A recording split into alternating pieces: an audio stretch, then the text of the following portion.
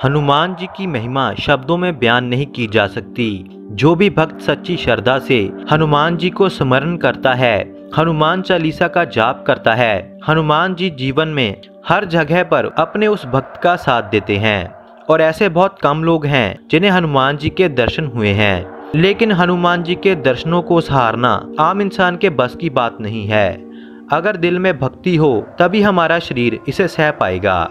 ऐसी एक घटना साल 2003 की है, जिसे सुनकर शायद आपकी रूह कांप उठेगी, लेकिन यह एक सत्य है जिसे कोई झुठला नहीं पाया।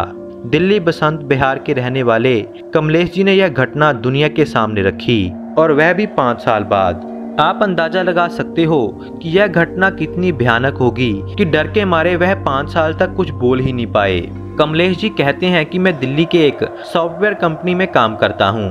हम 3 दोस्त रवि, महेंद्र और मैं उसी कंपनी में काम करते हैं और बहुत अच्छे दोस्त भी हैं, क्योंकि कॉलेज से ही हम एक साथ थे। काफ़ी समय तक लगातार काम करने के बाद हमें एक ब्रेक चाहिए थी, क्योंकि हमारा काम बहुत स्ट्रेस वाला था। इसीलिए कंपनी ने हमें छुट्टी पर भेज दिया। यह सन 2003 की बात है, जब मई के महीने में हमें छुट्टी मिली। छुट्टी का इस्तेमाल हम कैसे करें कुछ समझ नहीं आ रहा था। मैंने रवि और महेंद्र से कहा कि हम लोग सिंगापुर चलते हैं, लेकिन रवि और महेंद्र ने मना किया। आखिर हमने कुल्लू मनाली से होकर लद्दाख जाने का फैसला किया और हम तीनों दोस्त बाइक पर ही हिमाचल की तरफ निकल पड़े। हम जगह जगह पर रुकते चले गए। रास्ते में मनाली से पहले ही एक छोटा सा जंगल आया। रवि ने कहा कि हम आज रात यहीं पर रुकेंगे और इसी जगह पर अपना कैंप लगाएंगे। मैं तो इस बात के लिए तैयार नहीं था, क्योंकि हमें उस इलाके के बारे में कुछ भी नहीं पता था, लेकिन वही जंगल के बीचों बीच हमने कैंप लगाया। हमने कैंप लगाने के बाद खाना खाया और तभी हमारे साथ कुछ अजीब सा घटित हुआ। सामने एक छोटा सा पहाड़ था, वहां से एक तेज प्रकाश निकल रहा था और एक आवाज लगातार आ रही थी। रवि को इन सभी बातों में इंटरेस्ट था, तो वह कैमरा लेकर उस पहाड़ी की तरफ चला गया। मैं और महेंद्र भी उसके पीछे पीछे चल दिए। पहाड़ी के पास जाकर प्रकाश बहुत तेज हो गया और आवाजें भी बहुत साफ साफ हो गई, लेकिन समझ में कुछ भी नहीं आ रहा था। रवि ने कहा कि यह कुछ अलग सी रोशनी है, मैं ऊपर जाकर देखता हूँ। अगर सब कुछ ठीक हुआ तो तुम लोग भी मेरे पीछे ही ऊपर आ जाना। रवि कैमरा लेकर पहाड़ पर चढ़ने लगा। अब रवि को ऊपर गए हुए 1 घंटा हो चुका था, लेकिन रवि का कुछ भी नहीं पता था। कुछ ही समय के बाद वह प्रकाश और आवाज अपने आप ही बंद हो गई। हमें डर था कि रवि को किसी जंगली जानवर ने नुकसान न पहुंचा दिया हो। मैं और महेंद्र पहाड़ पर चढ़े, लेकिन पहाड़ के ऊपर कुछ भी नहीं था। काफी ढूंढने के बाद रवि नहीं मिला, लेकिन उसका कैमरा वहीं पर पड़ा था, जो कि टूट चुका था।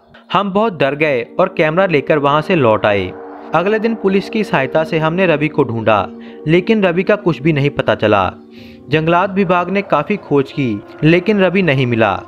हैरानी की बात तो यह थी कि उस जंगल में कोई भी खतरनाक जानवर नहीं पाया जाता था जो उसे नुकसान पहुंचा सके। जब इन सभी बातों के बाद हमने कैमरा ठीक करवाने को दिया और कैमरे को चलाया, तो जो हमने देखा वह देखकर हम दंग रह गए। हमारी जुबान बंद सी हो गई और हम कुछ भी कह ना पाए।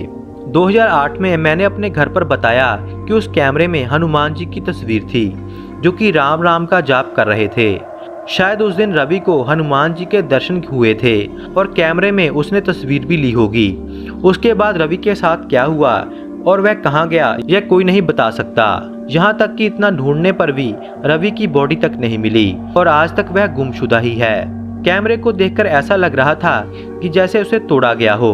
इस घटना के 2 साल बाद ही महेंद्र भी बीमार पड़ गया और वह भी इस दुनिया से चला गया।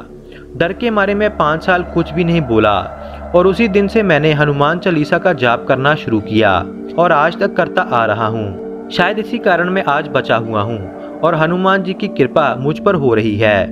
मैं आप सबसे कहना चाहता हूँ कि अपने मन को भक्ति से मजबूत कर लो, हनुमान चालीसा का जाप करो, क्योंकि हनुमान जी के दर्शन बहुत विशाल हैं और उनके दर्शन पाने के लिए सच्चे और मजबूत मन की बहुत ज़रूरत है।